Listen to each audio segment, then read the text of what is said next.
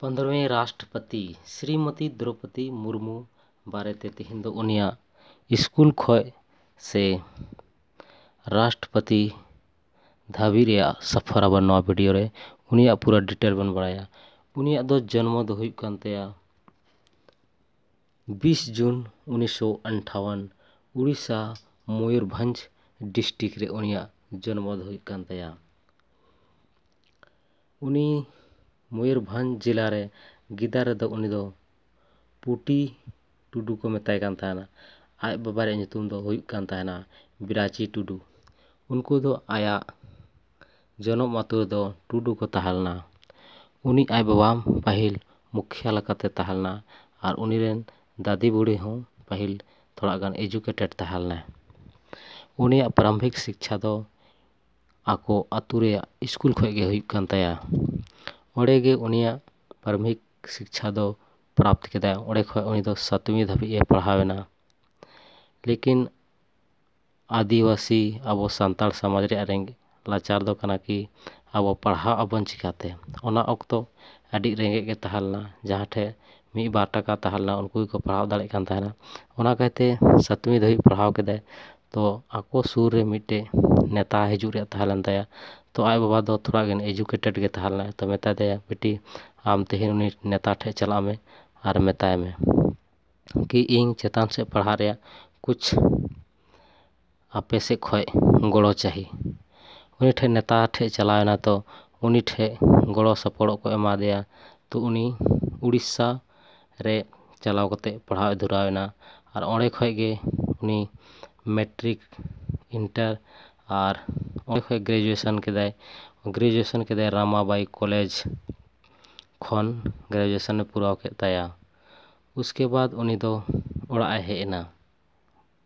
आबो को रेंगे हर रे दो मिटे स्थिति तहन कना से जुदी आबो जदा रेंगे गियाबन तो अपनार ओड़ा चिकाते चला ओना रे उनी हुदिस केदाय कि इन दो नितो आले ओड़ा रे दो इन थोड़ा शिक्षित इन तो कुछ आले ओड़ा लगी मदद एमा ओना कहते उनी दो ओड़ा हेना।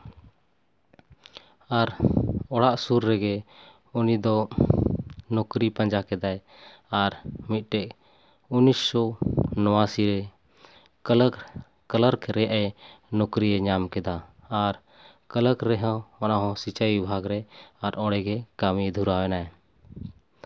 ठीक 1980 रे द्रौपदी दो बापला होइन तया और मिटे कथा उनिया गिदार रे nyutum दो ओड़ा रे को दोले ते पुटी मुर्मू पुटी टुडू।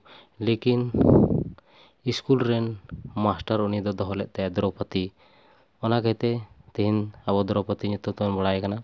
1980 रे उनिया दो बापला हुई कान तया। लेकिन काटी काटी गिदरा तायम ते को ताहन कान कहिते 1983 रे उनी नौकरी बागिया हुई कान तया। आबो को ओड़ा दो थोड़ा स्थिति कमजोर के ताहन कहिते बारे कामी दो मिद साथे बांग हुई ओनाते उनी नौकरी बागिए दाय। उसके बाद चिकाय एजुकेटेड ताहलना उनी दो ओड़ा रेगे टीचिंग एहो केदा। आतु रेन गिदरा पढ़ाव दुराव के को सुर सुपुर रेन आतु रेन गिदरा गे पढ़ाव को थाना। उसके बाद धीरे धीरे ते उनिया बैकग्राउंड मजबूती दीन तया तो हर को बड़ाय केदिया। तो ठीक उनका गे 1997 रे बीजेपी रे ऑफर नाम केदाय कि आम इलेक्शन में लड़ाया।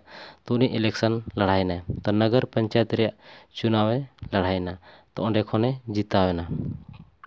राजनीतिक रे दौर उन खय गे एहो एन तया उनी दो बीजेपी पार्टी खय 1997 खय गे राजनीतिक रे द्रौपदी दो प्रवेश केदाय।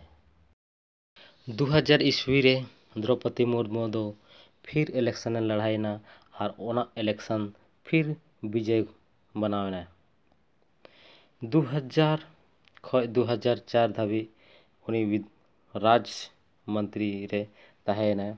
ठीक उनका आगे अगला साल अगला इलेक्शन रहे फिर घुराते जितावे यानी 2000 खय 2009 धाबी उनी दो एमएलए बनाव ताहेना उड़ीसा सरकार रेन। उनिया कामी बेस कहते उनी जनता को खुशिया दिया और उनी को सपोर्ट के दिया।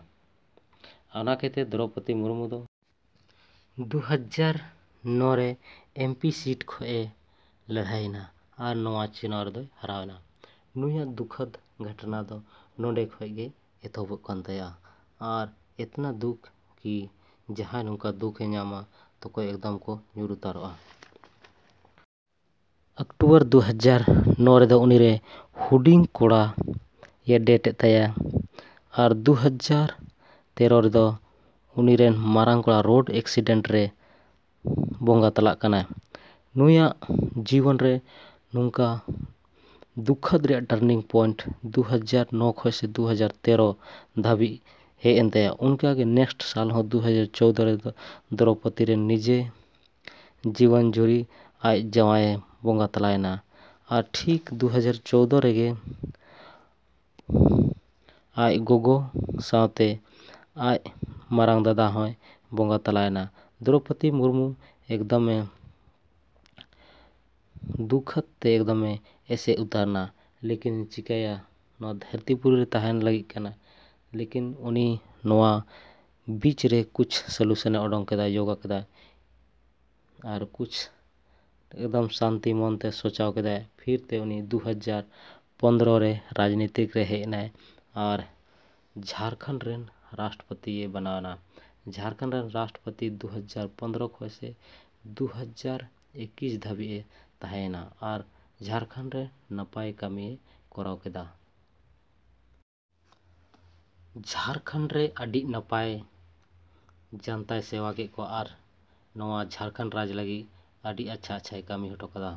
उसके बाद 2022 रे यानी 15 जुलाई 2022 रे भारत रेन 15वीं राष्ट्रपति बनाना। ओना हो संताड़ आदिवासी जाति खoj नवा पहली महिला की अबोरेन संताड़ जाति उतनाव केदा। और नितो सनाम खoj मारांग कुर्सी रे दुड़ू कनाय जहां दो मेता को अपन राष्ट्रपति। नुई पहली महिला कना कि आज़ादी के बाद वाला जन्म कना और नितो राष्ट्रपति मेनाया। गाते को नुई ठो खoj चेगाबन कि दुख तहन तुलु आम चे लकाते लहा सेम तड़ाम दाड़ेया और लहा से तड़ाम कते चेतानेम रखा दाड़ेया। गाते को जुदी इन्या वीडियो पे खुशिया का थोड़ा गान लाइक करते पर चैनल सब्सक्राइब का पे मा तबे कान तेहेन दो निनागे जोहार।